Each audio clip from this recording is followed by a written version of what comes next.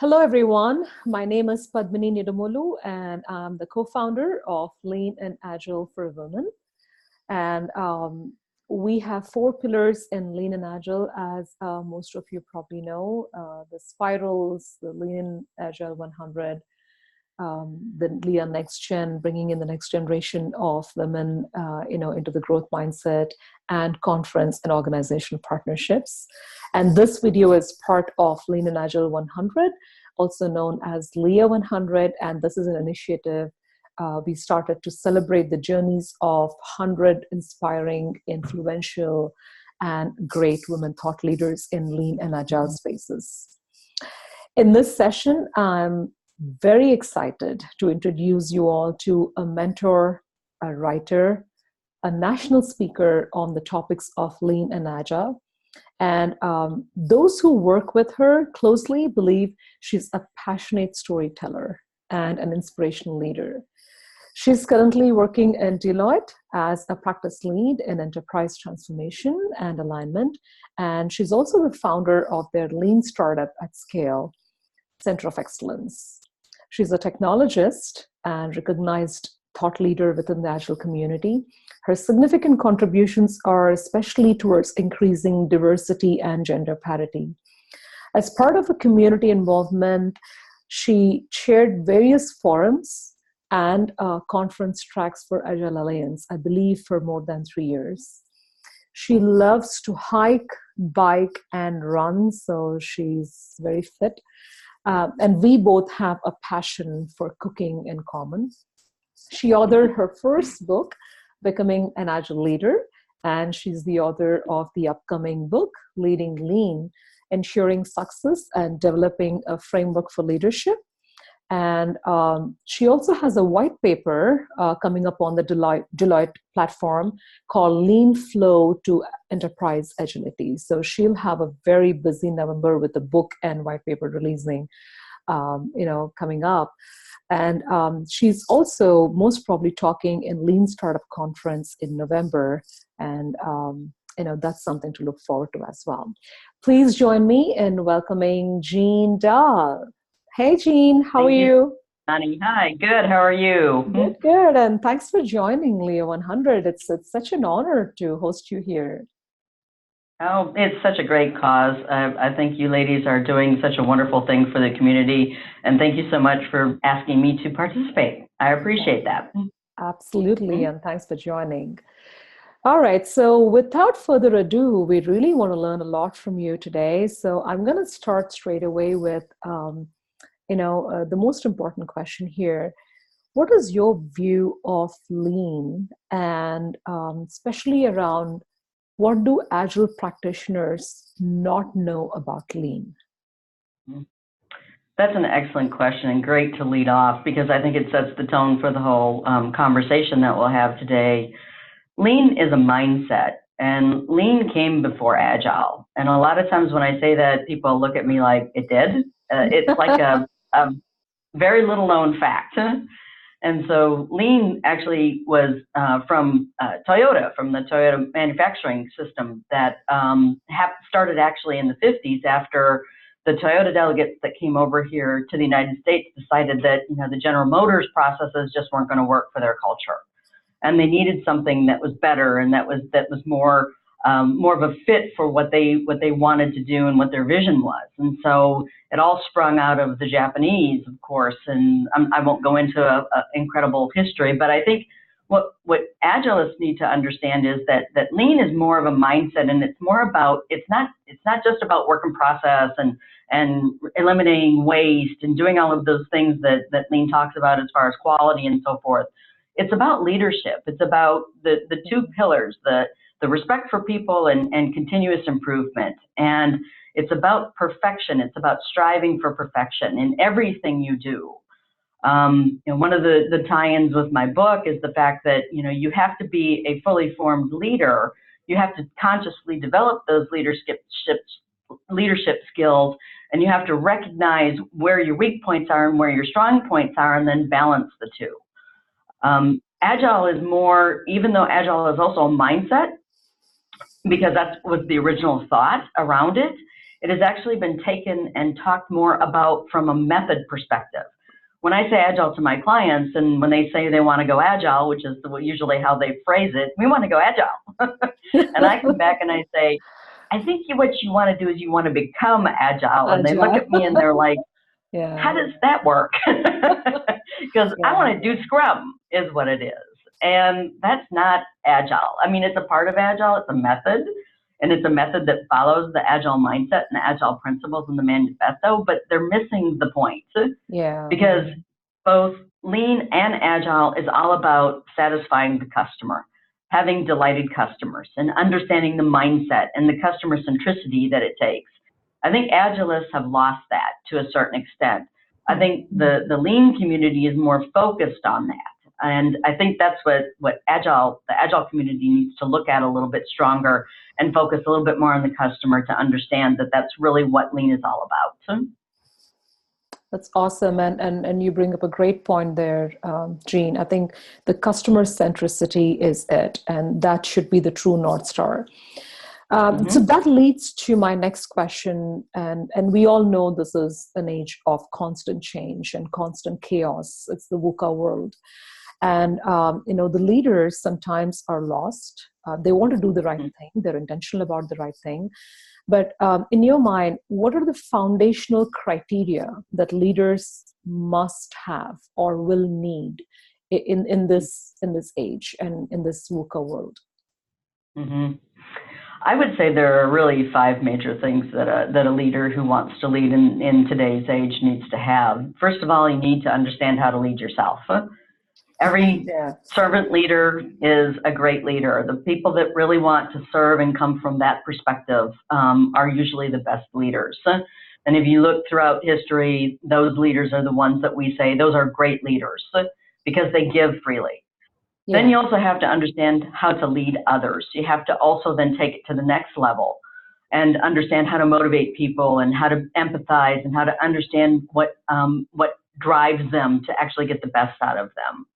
And then, of course, you have to understand leading your customer, too. You have to basically understand the building blocks of what makes good customer centricity, understanding value, building and generating value for your customers. And if you're not, you have to be able to look at yourself and your company and say, where are we falling down, and then quickly correct it. And then also you have to understand how to lead your enterprise. You have to be strategic, you have to be tactical, you have to be operational. And then the last one is you have to be able to be disruptive. You have to be disruptive in your culture, you have to be disruptive in your thinking, you have to be innovative, and you have to be able to risk. Because there's nothing constant but change itself, and every day brings a new opportunity. Absolutely. And risk should basically be looked at as an opportunity, another opportunity to figure something new out or approach it from a different perspective. So change is good. Leaders today need to understand that change brings opportunity. It's not a threat. And I think that's the biggest mindset shift that leaders today have to make. You have to embrace and not run away from it. Yeah. And then how is this different, or in what areas is it different from the previous generation leaders? That's a really good question. I've spent a lot of time thinking about that as I've been writing my book. And if you think about what was important in 21st century or 20th century leadership, really wasn't until the 80s or the 90s, the last part of that century, that people started to move away from Tayloristic management and the scientific management pieces. In the 21st century, you're going to have much more of a servant leadership mindset. You're going to have to understand that everybody doesn't come from the same place that you do. Diversity in the workplace, not only female and male, but also ethnically and sexual orientation and all of those things that make us unique have to be identified, cherished, and brought into the work area. People are holistic individuals, and they need a balance in their life. And so bringing other people's viewpoints and backgrounds and relationship status and religions all make it an interesting melting pot. Right. That's where true innovation comes from. And I think that's definitely something that our 21st century leaders are going to have to understand and grasp and embrace. Awesome. Um, so I'm going to kind of, tread a little bit into the waters where, you've seen many years and, several decades, in fact, of transformations, both on the lean and agile spaces. Mhm. Over the past 5 or 10 years, even, what are some of the glaring changes or waves that you have observed in your experience? Mhm. So I think the biggest change is that my clients usually come to me because they have tried Agile and they've done it a couple of times. They've tried to launch a transformation, and they're only getting either marginal results or it's failed. And that's because of the way we look at it in a very one-dimensional way. Agile is not just about scaling teams. Yeah. It's about, first of all, scaling all the way up from the teams to the products to the enterprise, and through to the portfolio. And so what happens is they look at it from a very one-dimensional perspective. Let's just scale those teams. And then all of a sudden, the executives are sitting around saying, well, we really didn't get the bang for the buck on that. Why is that?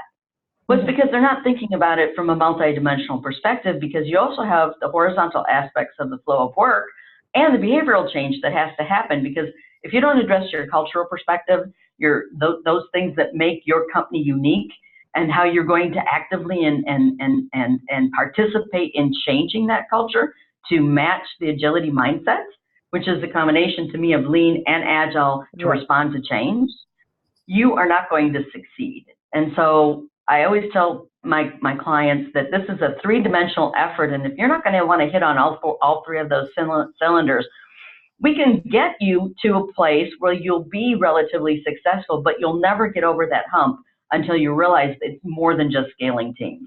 It's horizontal, vertical, and behavioral change that you're going to need. All three have to be being worked on to make sure that you end up being successful. Right. And some of your clients probably were successful, in really getting all.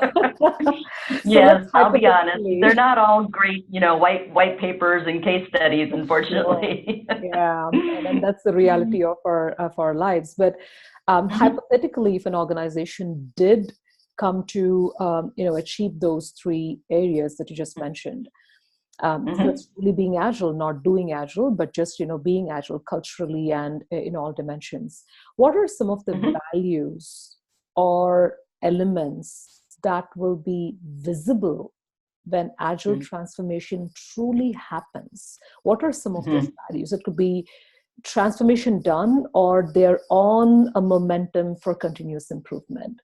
What tells you that they've got it? I look at what their customers say about them. Are they satisfied? What is the net promoter score? What is the customer lifetime value? What is their churn rate? Those are all statistics that tell me whether or not, you can, and a lot of executives do, they come in and say, we've got it, we understand this. But then when I dig a little deeper and ask them, what's your net promoter score? And then it's not just about net promoter score, because it's also about your churn rate, your customer lifetime value, and metrics. Get it, analytics, get it specific, get it quantitative. And then let's take a look at that, because that's where really the rubber meets the road. And if you can't quantify it, if you can't show me in numbers, I'm somewhat of a skeptic. I'm not always all optimistic. I want you to tell me where you're at right now, because that's how we're going to tell whether or not we're making progress. Because if you have a net promoter score of -10, and over the next 6 months as I work with you, your net promoter score drops or doesn't change much, then we're probably not doing the right things, or the right things right, however that little saying goes. But you have to make sure that you understand what to measure, and it has to be important. So I think the customer centricity piece is important. The other thing is leadership alignment. Are you aligned up and down your organization, and do you understand how that alignment happens? And that's what I call building a centralized decision-making framework. If you can show me your strategic plan, that's another checkbox that I always look for. And then culture. It's going out and talking to your people and understanding that it's not it's not only about the customer, but it's also about your employees. Because Yeah. if leaders don't understand what their employees are thinking and how they're interacting with their customers, you're missing a big part of it. Yeah. So really, it's a trifecta. A lot of things come in threes, and I would say those are the top three.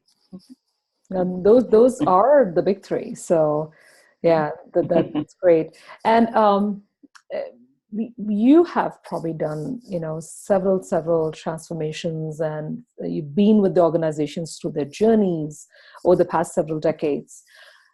If you can think about the biggest changes or the most significant changes in organizations and workforces over the past couple of decades, what are those changes that you've seen as a trend, or something that's just evolved? So I think it's the workforce itself. Like I said or alluded to earlier, it's very diverse. Yeah. What motivates the millennial does not motivate the baby boomer. And you have to understand those generational differences as a manager and a leader. I'm actually working with one organization, and the transformation is being sponsored by the chief human resource officer.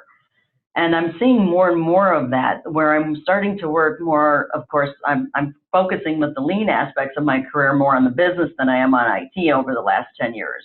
But now what I'm focusing on too is what Eric Ries would call those deep systems things, those support systems that need to be present in an organization to support a lean and agile organization and to foster continuous learning and continuous improvement. Because if you don't have that ecosystem in place, and that's why I call my lean flow method an ecosystem, is because it spans the whole organization. It's a holistic approach. And that's really what you need. That's how transformation has changed. That's how the workforce has changed, because if you're dealing with, I think it is now 4 generations that are in the workforce, the rules have changed. And this particular client that I was talking about, what they're concerned about is succession planning. It's not about money. It's not about productivity. It's about, do we have the processes documented that we could actually turn over to a younger generation to successfully continue to run and operate our business? And that is why I think lean has come into the picture, is because executives are starting to realize that you have to have both lean and agile in place. It's not one or the other. You cannot do them in silos. You have to do them together. And it takes a workforce that's dedicated, that understands continuous improvement and continuous learning, and that's devoted to servant leadership and these things to actually make all of this work. So transformation has gotten a lot more complicated in the last 5 to 10 years, because there are a lot more moving parts, because the workforce has gotten a lot more complicated. Yeah. So what alleviates these complications, or what skills and abilities should the resources or the leadership or the organizations have to, I wouldn't say completely dissipate the complexity, but at least to maneuver through the complexity effectively? The one thing I hear most from the executives that I work with is, and I had one of them, a CEO, tell me, I need radical transparency in my organization. I need visibility into what's going on. And I want that visibility for everybody in the organization. I think transparency, visibility, accountability, respect for people, all of those things, both lean and agile, all of the principles and the things that make up the mindset and all are just so primed and ready to be pushed into the workforce and into the business world, because it makes sense. It's all of the things that are going to help you come together and understand how to move that organization forward. I think it's really just as simple as that. I mean, we are overcomplicating it a lot. I always ask my customers, what are the business outcomes you're looking for? And then we work backwards from there. So, and every one of them is different. I mean, transformation is an art, it's not a science, unfortunately. If it was more of a science, it would be easier to teach. But it's not, and so it's an art form, and it takes practice, and it takes mentoring, it takes coaching. That's why I think what you're doing is so important to the community, because there are so many aspects of this that we need to get better at to help the business world to be successful. Yeah. And I really wanted to touch, this aspect in our interview today, which is you worked with so many teams and so many Mhm. organizations. And with Lean and Agile, we are very passionate about learning what the gender balance looks like and what is the impact of lack thereof, right? Mhm. And I've spoken to many people, and some people brush it off, saying, it's not all about women. Don't call it out. You don't have to call it out. Whereas some women feel very strongly about, that's the reality, and it's in our face. Let's talk about it. What is Mhm. your viewpoint about gender imbalance, if you believe it exists, and how does it impact Well, organizations? it does. I think it really does, because going back to what I said a little earlier about the diversity and the strength of a very diverse team actually brings innovation and creativity into it. But I will have to say, and a shameless plug here for Deloitte, that Deloitte, one of the reasons why I joined Deloitte, and some of my colleagues and friends, when I actually came aboard on a very large organization like this, said, "Oh, well, you're defecting, and that's corporate America." And the way I looked at it was, I'm joining an organization that actually has a 54 to 46% female to male parity. Wow, that is And awesome. that's what I was looking for, is some place that was going to embrace that diversity and understand the power of women and men working together. And you're right, it's not all about women, because it takes both. And I actually have just as many men on my teams as I do women. And I treat them equally, and the ones that excel are the ones that are worth my time. And because as a servant leader, you've got to put that into motion. I can't do that for you. You have to own your development. And if you do, then you are, that is something that we can work on, and that is something that we can take away from the work area and figure out how to develop you in different areas and move both. I basically mentor mostly women, but I wouldn't mind mentoring a few men. I'll mentor them too, but it's usually women who ask me to mentor them. And I Yeah. thoroughly enjoy the relationship to develop and cultivate all women of all ages. It's not just young women. I have somebody right now that's in their later part of their career that's still interested in making a big bang. And so it's not just about the younger women. It's across the spectrum as far as age. Yeah. And Mm-hmm. as you said, in the mentoring experience, and I'm just assuming that a lot of, them probably mentioned to you about, the internal dialogues, or, how they're apprehensive, why they're apprehensive. And many of them are afraid to take that first step towards anything, their next step. Mm-hmm. Um, Mm-hmm. what would be your advice, or what is that message you might have for women who are apprehensive to take that first step towards their dream? It could be anything. Mm-hmm. Yeah, it could be. It was funny because I was just talking to a young lady that I'm mentoring, and she kept saying, "I'm sorry." And I told her, I said, "Why are you sorry? Why are you apologizing?" And she goes, "I'm sorry. I don't know why." And that was like, as women, we have, we're enablers, we're appeasers. We have all of these qualities that are wonderful, that make us all unique in different ways. But we don't actually look at, like, thinking about, we don't spend as much time as men do thinking about what does success look like. And when I have somebody that I take on new as a mentor, a mentee-mentor relationship, I actually asked them, I said, "What are you expecting to get out of this? What is the end game for you? What is the business outcome again? What is the outcome?" And then we structure the mentoring program around that. And if it's to become a better leader, or to become a better communicator, or to build a business, since I've got several women and I'm helping to do that too, you know, you have to understand what you're after, because then you get focused. Right. And focus is what's important. And I think that's the one thing that I have had an abundance of, is focus, which has always driven me to the next thing. I mean, you've just named off 3 different things I'm doing, and most people would only be able to maybe accomplish one over the 6 or 8 months I'm doing all of this stuff. But Yeah. now I will, in full disclosure, I do not have children, so they do take up a wonderful amount of your time. But I think, focus, understanding what you really want to become, and then working really hard at it. Nothing is going to be handed to you. nothing is handed to men either. They do have somewhat of a leg up because they're better at networking, they're better at teamwork, usually in general. But women have great skill sets too, multitasking, Yeah. under empathy, understanding when to open your mouth and when not to. Those types of things come more natural to women.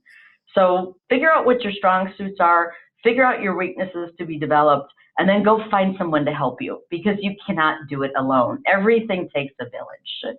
So that's why I love your program, or what you're doing here is awesome, because this is an important piece of tribal knowledge for the community that hopefully will come out through the ladies and interviews that you conduct. Absolutely. That's brilliant. And you mentioned about focus, Jean, that you have that in abundance. You know, I'm just curious. You travel, you're writing a book, you speak at conferences, and you do a million other things, I'm sure. How do you keep all these together and so well? Apart from focus, what else makes this possible? Well, I don't sleep. Oh, it's only kind of half kidding. But, you know, I use my time very wisely, I think. My father was very instrumental in my life. Actually, a man was very instrumental very early on in my career. He always said, Jeannie, you can do whatever you put your mind to. And I think we all can. We can do whatever we devote all of our time and all of our attention to. So I put my head down. I don't think about flying from the East Coast to the West Coast 2 or 3 times a month. When I'm sitting on a plane, I make good use of my time. Time management is a very strong skill that you need to have. And you need to understand what those goals are. Like I said, you need to get focused on what's important to you and then put your energy towards it. And whatever time you have, even if it's 15 minutes or a half an hour or whatever, use it wisely every day. And it'll build. Your successes, your focus, the results will happen. You just have to devote some energy and some time to it. Oh, that's I'm actually going to make a note of that. You know, I really need that in my own life right now. Um, and you're a wealth of information, Jean, and you have seen organizations and clients and people in close quarters, and you know, you just have so much learning that you pulled along the way. Thank you. Would you be able to recommend any learning resources to our viewers? So it could be books, podcasts, authors, speakers, conferences, anything really that, you know, what stands out in your learning journey? So the Agile Alliance conference is coming up. I've been a very active participant in that over the last probably 6 or 7 years. If you're an Agilist and you want to learn more, I would go to their conference. I think it's going to be in Washington this year, Yes, it's early in our town this August. time. Yeah. Yep.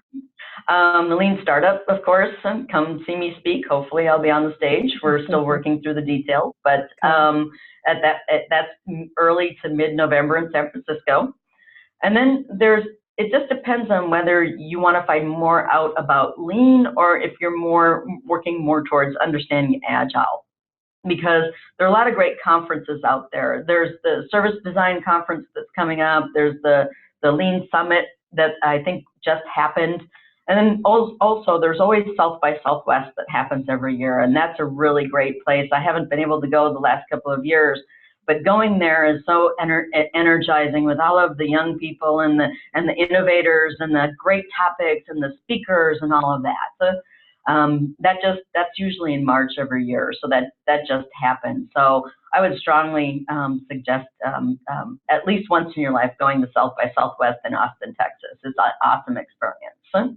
Cool. And I bet your upcoming book will be a great book for us to recommend to somebody else, you know, in any of the interviews that we're going to have. So that is great. I hope so. Yeah. So, but I sure do appreciate the time to speak and all of your efforts in the community. Yeah. And, you know, as we are wrapping up here, is there a message or is there a quote that you would like to, or anything that you would like to give as a parting thought to the viewers here? I have a little credo that I go by in my life. It's, let me see if I can make sure I say this right. Always look to the future, learn from the past, but always live in the present. Wow. Because a lot of times what we do is we get ahead of ourselves and then we forget about the present because we're so forward thinking, or we're stuck in the past or whatever. Every day is a gift, and every day that you're 6 feet above ground, as my dad used to say, is a good day. So make the best of it. I know it sounds kind of corny, but we go through so much of our lives with just blinders on, and let's just do the same routine every day. Get up, brush our teeth, put our pants on, go to work, come home, feed the kids, go to sleep, and do the same thing over and over again. Tomorrow, try something different. Alternate your routines or your habits and see what happens. So I bet you'll be really surprised, because once you get out of that rut and you start looking around, that actually is the biggest ingenuitive starter that I've ever seen. So try something new tomorrow. I'm gonna Live in the definitely present. try. I have like a million new things probably, but I'll pick one. Okay. There you go. Just pick one. That's right. Don't get overcommitted. Yes. That's easy to Awesome. do. Yes. And all the very best for your upcoming book, Jean. We'll look forward to, laying our hands on one of the copies soon. It's November 4th, if I'm not wrong. And it'll be available on Amazon, I'm assuming. It is. It's up there right now. You can pre-order, and I will, when it comes out in hard copy in early November, I think it will be, right before the Lean Startup Conference, I will send you a copy signed, and both of you, I'll send you both a copy. Yeah, I can't wait to get that. Okay. Thank you so much, Jean. This was a pleasure speaking with you, and we hope to have you involved in this community and come back and talk and, provide your coaching and mentoring to this community as you've always done. Thank you so much for being part of LIA100. Thank you so much. And take care. Have a good day.